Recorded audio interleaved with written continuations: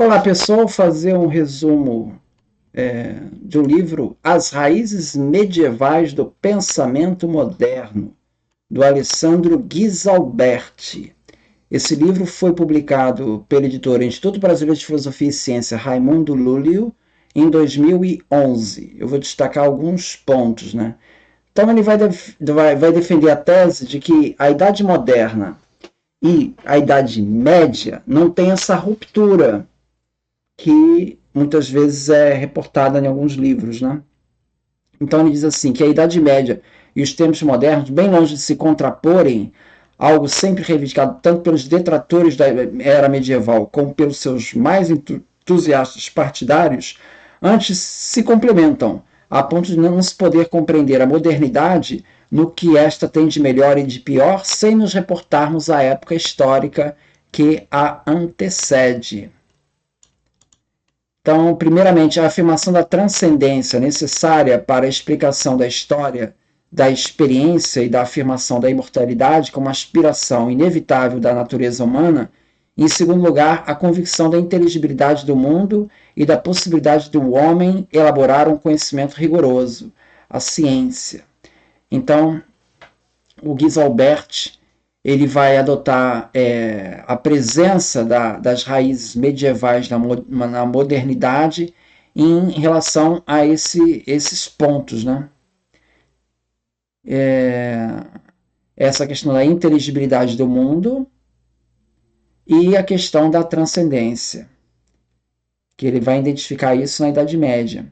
Então, desde a apresentação da ética renascentista, especialmente na obra de Marsilio Ficino, dentro do contexto das disputas entre a cosmovisão platônico-agostiniana e aquela advinda da tradição aristotélica, retomada a partir do século XIII, até a análise das ideias cosmológicas sustentadas por João Buridan, que, participando da renovação nominalista da filosofia da natureza, parecem de algum modo antecipar em séculos as descobertas de Copérnico, Galileu e Newton. Então ele vai identificando essa controvérsia que aconteceu ali no século XIII, né, que Tomás de Aquino, que vai romper com essa visão, com essa cosmovisão platônico-agostiniana de Santo Agostinho, e vai trazer uma perspectiva mais focada em Aristóteles, né, que vem sobre a influência principalmente dos árabes, né, do Averroes, e o Tomás de Aquino vai trazer isso para dentro da igreja. Essa disputa aí já tem elementos de modernidade ali, tá?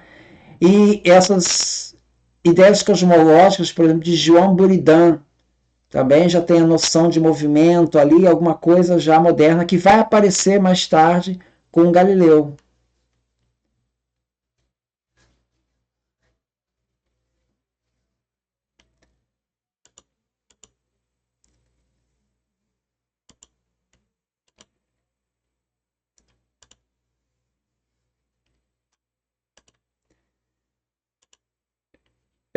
Ele fala também no nominalismo, né? Outro elemento que vai estar dando um certo semente de modernidade, né?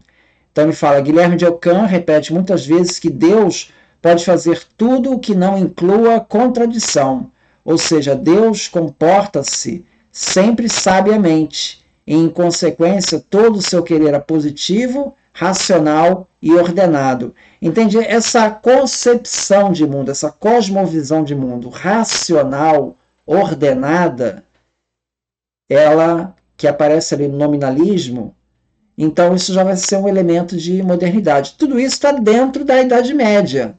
Todos esses elementos, João Buridan, Tomás de Aquino, Guilherme de Ockham, tudo isso está dentro da Idade Média. Ele já vai identificando esses elementos. A primeira consideração que se tem de fazer a respeito é que não se pode elaborar um juízo único, negativo ou positivo, sobre uma época histórica com duração de um milênio, que é o que se faz na Idade Média. Na Idade Média começa o quê? Do século V, século XIV? Então são aí 1000 anos, né? Só que esse período todo, ele não é tão homogêneo assim quanto a pessoa está pensando descrever, né? No plano da história da civilização, porém, constatam-se pelo menos 3 épocas ou períodos medievais. A Alta Idade Média, assinalada pela formação dos reinos bárbaros, romanos e do feudalismo no Ocidente, e pela permanência do Império Bizantino e pela formação dos estados eslavos no Oriente, e ainda pela forte expansão e progressiva consolidação do Islã nas terras banhadas pelo Mediterrâneo. Olha quanta coisa acontecendo aí na Alta Idade Média, né? Depois ele vem o segundo período, seria a Idade Média Central, que seria entre os séculos 11 e 13, que aí vai falar exatamente daquela controvérsia do Aristóteles, né, do Tomás de Aquino trazendo o aristotelismo, né? Palco de uma transformação geral nas relações entre Oriente e Ocidente, de uma forte renovação cultural e econômica do Ocidente, que supera o feudalismo, funda as universidades e estabelece pelas cruzadas novas modalidades de conflito com o Islã. E a terceira etapa, a Baixa Idade Média, em que assiste ao encontro entre as pressões particularistas das nações e as instituições universalistas do Império e do Papado, bem como o nascimento dos Estados nacionais, enquanto a cultura se expande com o surgimento de novos clássicos.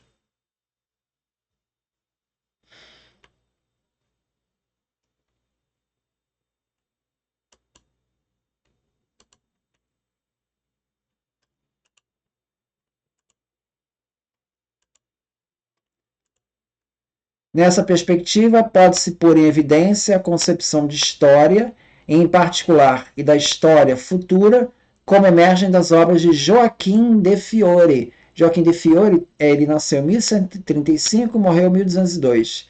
Mesmo em relações e influência documentada que o clérigo calabrese exerceu sobre Cristóvão Colombo. Duas citações de Joaquim aparecem nas notas de Colombo à obra de Pedro Daille, De Concordantia Astrothiomiae, Veritatis et Narrationes Historicae. Então, veja, ele está identificando ali num elemento que seria moderno, Cristóvão Colombo, né, navegador, que ele faz referência, ele usa como base teórica a obra de Pedro Daille, que e também as referências que ele faz a Joaquim de Fiore, né, que é um clérigo que viveu ali na Idade Média. Então são esses elementos da Idade Média que ele vai pontuando como influenciando esses elementos da modernidade. Você vê, já identificou Jean Buridan influenciando o Galileu, a noção de movimento que Galileu vai desenvolver, né? A noção de inércia já começa ali no Buridan, vai desenvolver melhor com Galileu. E, no caso do Colombo, o Joaquim de Fiore, quer dizer, percebe os elos, como que vai complementando o raciocínio. Então é nesse sentido que ele vai trazendo essas continuidades. Muito obrigado, então.